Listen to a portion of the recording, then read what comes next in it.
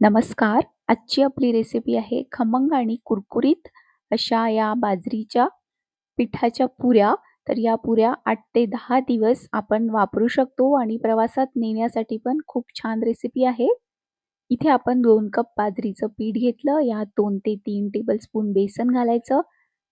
जाडसर वाटून घेतलेली हिरवी मिरची घालायची. तीळ घालायची 1 टेबलस्पून, 1 टीस्पून ओवा, बारीक कापलेली कोथिंबीर आणि बारीक कापलेली मेथी. मेथी ऑप्शनल आहे, नाही घातली तरीही पुरी छान होते.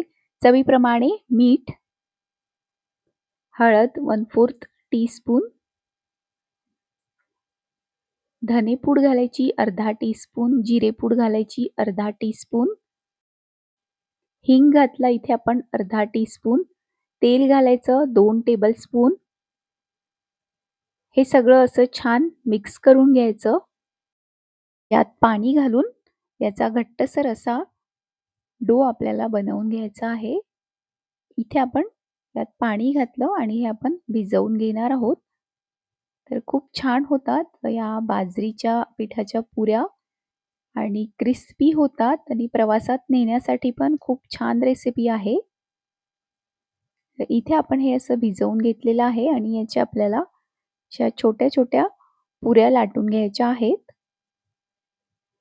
तर पोळपाटाला चिटकत असेल तर आपण या पॉलिथिनवर पण लाटून घेऊ शकतो. तर अशा आपल्याला या लाटून घ्यायच्या आहेत किंवा पोळपाटाला तेल लावून त्याच्यावरती पण आपल्याला या अशा लाटता येतात.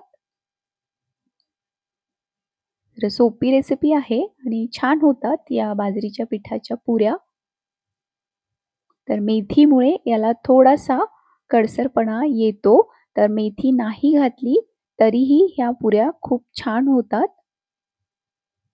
तर अशाच आपल्याला या सगळ्या पुऱ्या लाटून घ्यायच्या आहेत आणि या लाटून ठेवायच्या नाही. लाटून ठेवल्या तर या तुटतात. 2 किंवा 3च पुऱ्या आपण या लाटून घेणार आहोत आणि आपल्याला या लगेचच तळून घ्यायच्या आहेत. तर याला पाणी सुटतं आणि या तुटतात. त्याच्यामुळे आपल्याला या अशा 2 ते 3 लाटून घ्यायच्या आणि तळून घ्यायच्या आहेत.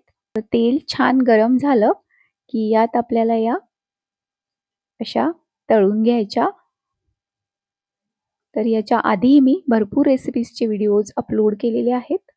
बघायला विसरू नका आणि अशाच आणखी रेसिपीज बघण्यासाठी सबस्क्राईब नक्की करा. बेल आयकॉन प्रेस करा म्हणजे तुम्हाला आमच्या येणाऱ्या रेसिपीज बघता येतील.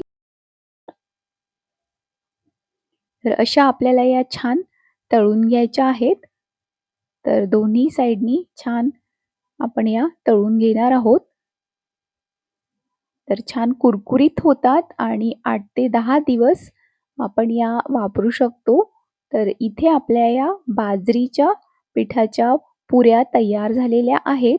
सोपी रेसिपी आहे, चवीला खूप छान होतात. तर नक्की करून बघा आणि तुम्हाला ही रेसिपी कशी वाटली ते आम्हाला नक्की कळवा आणि अशाच आणखी रेसिपीज बघण्यासाठी सबस्क्राईब नक्की करा. तर इथे आपल्या या बाजरीच्या पिठाच्या पुऱ्या तयार झालेल्या आहेत.